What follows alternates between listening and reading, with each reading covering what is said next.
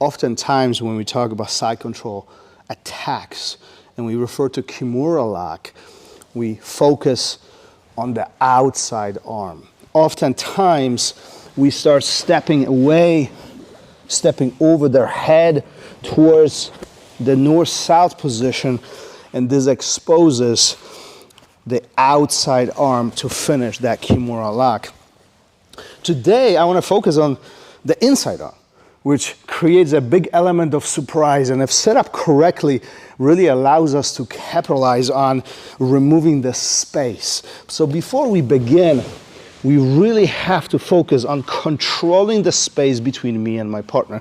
Notice how his arm is very available and trapped right from this spot. My hip is thrusting forward, my knees are close to his head, and my arm, my elbow is in my pocket, isolating the arm. But that's not all of this. As I'm migrating towards north-south, I will bring my hip really close to his shoulder. And this puts a lot of discomfort on my partner at this point of time, but more importantly, look at how available this arm is. And if we progressively move forward, now he's gonna have the tendency of rolling away. Now, if I keep my control of his far arm fully in play, he won't be able to roll away. And that's how typically we would manage this situation. Matter of fact, there was plenty of submissions around from this spot. However, focusing on the Kimura itself, sliding my arm over the belly and now allowing him to turn away and thrusting my hip forward exposes the arm on the inside. This is where capturing the Kimura will be available. From here, we would finish the Kimura in a traditional way as you normally would. I'm not going to get in too many details on how to finish the Kimura, but I really want to emphasize that conversion from side to side so you can see how nice and simple this setup is. So if we get into more details, what is really critical in this entire part is that the line from my head down my spine to my hip is straight. We are avoiding the seated position where my butt sticks back and head leans forward. This is where I'm often very tippable or off balance. And my partner can, more importantly, my partner can begin to frame. And now I don't have available that inside arm to attack. So as you're experimenting with this entire situation, not only you have to come over their shoulder, but really emphasize the fact of my hips driving forward against the inside arm to create that exposure and make it fully available for me to attack. Now, as we're doing the similar to what I just mentioned a moment ago, as we thrusting my hip forward and allowing my partner to roll away, control of the outside arm, well, this is what stops him or allows him to roll forward. Now, if I simply allow my partner to frame and hide his elbow, see, now he can hip escape, and this becomes very dangerous. If he moves his hips to the outside, I'm going to be off balance.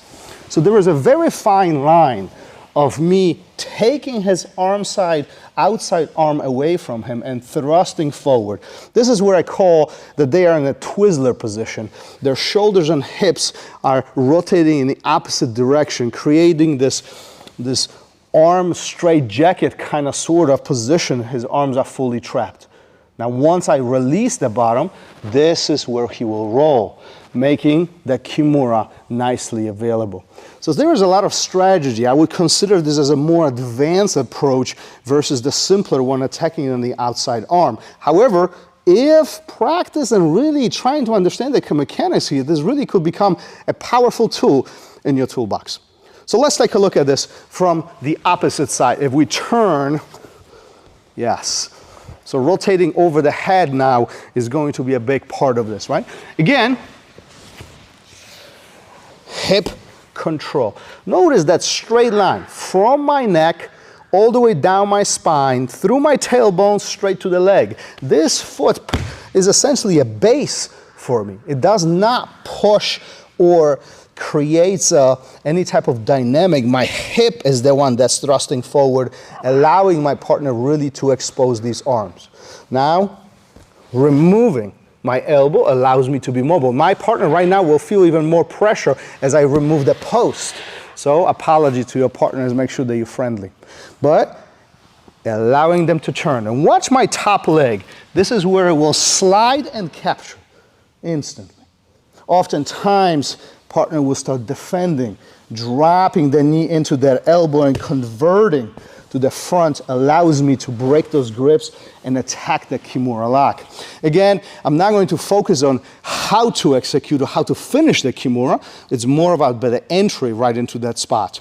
Let's turn to the other side and glue all of these pieces together so you can see all of the dynamics and the little details that really, really matter.